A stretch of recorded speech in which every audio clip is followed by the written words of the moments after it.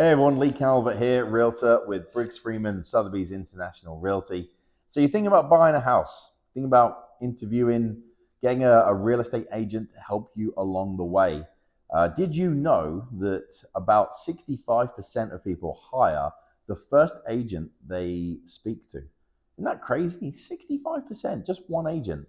You would think because of the low barrier entry to this industry that exists. When I say low barrier, you're not required to have any particular education to come into this. You've got to go through the real estate exams and do your licensing, but you don't need a university degree, a college degree. I don't believe you have to even have a general education.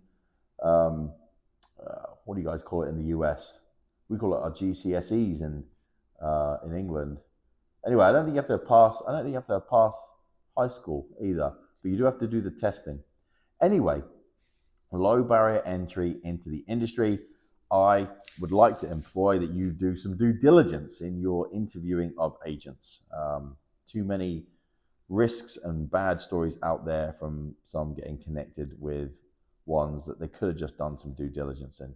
Anyway, some questions you might want to ask, and I bring these forward because these are questions that people have brought to me when they've worked with someone before and they've learned to ask these questions later along the line. So here we go. How many people are you actively working with? And I say actively working with because a lot of agents have people in the pipeline, but how many are you actively working with at this moment in time? Do they have the capacity to look after you as well as those other people? What's in the makeup of their business? Do they have an assistant? Do they have a buyer's agent? What care are you going to be given to make sure that they're looking after your interests with properties in the market?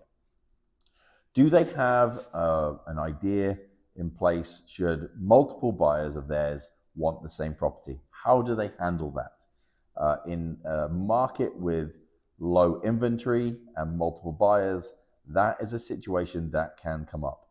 So do ask that question. On average, what is your sale to list percentage? So for a buyer, on average, what's the rate that you're buying versus what it's listed for? For example, if it was listed at 500,000, most of your buyers usually getting or paying 99% of that, 98% of that, 100, 101, 102. On average, what are you doing for your buyers over the course of a calendar year? Now, in higher markets where we've got super low inventory and tons of buyers, I would not be a jaw dropping to see that the average be 101 or 102%. I might be a little concerned if they're 110%. In the current market, I think most should be right around 98, 99, some flirting 100. But anyway, just some things there. Who do you like to use for inspections? I think that's a great question. So you can do some due diligence ahead of time to know if that's the inspector you would like to use for your inspection. Learn about fees, experience, who the inspector is. Are they a team of inspectors? Is it one inspector? What's their experience?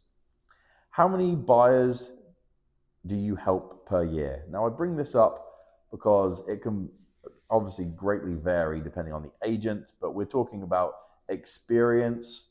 We're talking about frequency of negotiation.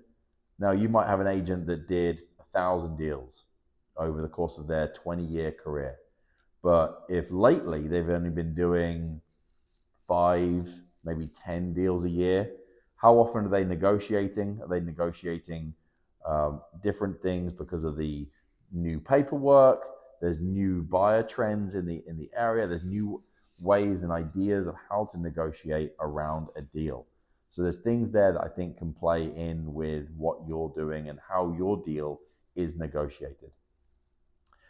If I can't reach you, who do I go to? A great one. Now, a lot of agents, you can call them, text them, email. I doubt you can really visit their office because most agents are not in the office. They're out and about, seeing properties, touring properties. They might have an assistant at the office. There may be an office manager at the office. But how can I reach you? What do I do when I can't reach you? Is a great one. How do you get paid? What fees do you have for me working with you as a buyer? Now, I bring this up because in 2023, the end of 2023 and all of 2024, commissions are a big topic. So make sure you're talking about that and what your responsibility is if there's anything to be paid by the buyer at this point. I'm not going to get into the makeup or dissect how commissions are paid. That is a totally different video and what the value of that is and the makeup and the history of that.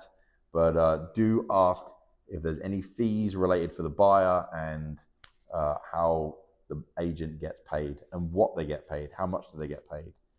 You should know as a buyer. Lastly, do you offer any client care or incentives for being my agent? Now, there are some agents like myself. I have a client care program where post-sale, I like to run events. I like to try and dish out special offers. I like to make sure my clientele are looked after, not just during the sale, but after as well. I want to be a resource for the long term. I don't want to just get the commission check and say, see you later. That's not how I operate. Incentives, depending on your situation, is your agent buying you a home warranty? I've done that for years for every single buyer. Are they offering you a closing cost credit? Are they able to offer you a closing cost credit? Is that something they would even fathom doing should you need help in negotiation? Case by case, it can be totally different. So I think there's some key questions there that would really place a lot of consideration into what answer you're getting. How is your agent handling those questions? And then you can drop into what negotiation tactics do you have when negotiating in multiple offer situations, or even let's say a property's been on the market for a month and hasn't changed their price. How might you approach that to my benefit? Again, some key questions there versus just how many deals you're doing per year, how many, what experience have you had, where you might get an answer back but really have no context into what that means to your benefit or to your safety going into the real estate market. Anyway, if you have any questions or thoughts, or you want to put a question to me that you think would be good to put in addition to this, that you found from your history, maybe you're an agent watching this and you think, oh gosh, this was a great question, please drop in the comments. Would love to see. In fact, just final question that I put out to someone was, because we knew we were being interviewed against multiple agents, and we thought this could be a really great question. If I was to not pick you as an agent, who would you recommend I interview to be my agent?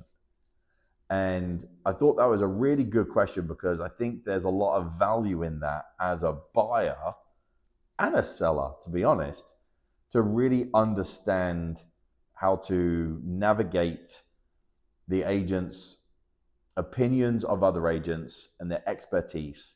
And I think that if you receive that question as an agent, you've got to have the confidence in yourself as well to give another top quality agent's name out.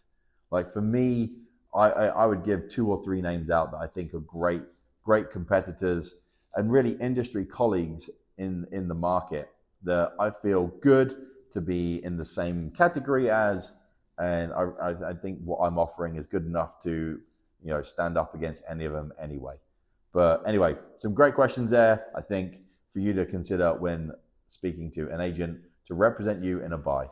Anyway, thanks for watching. Please subscribe. If you've got any other questions, any thoughts, please drop in the comments below. Let me know that you're interested in more content like this. Thanks for watching. We'll see you again soon.